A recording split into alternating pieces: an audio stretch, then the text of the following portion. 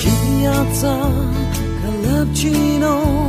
katuna katu rongchodali achomangko amay kuna kukiata kang sore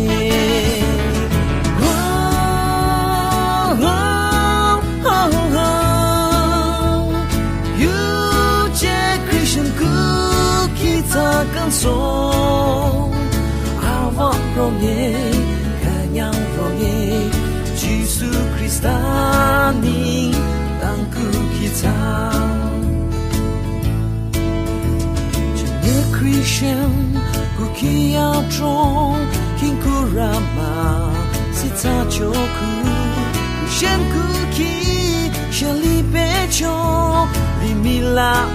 trong nile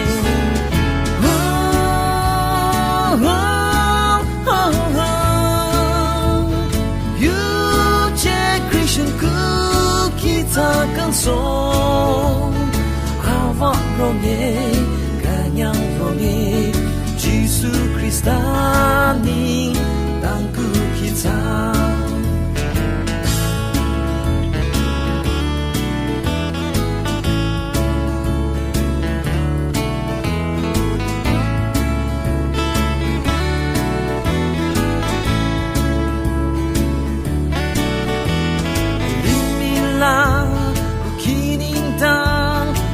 Jira sasamale Christian party rakukila amangi yang ta sore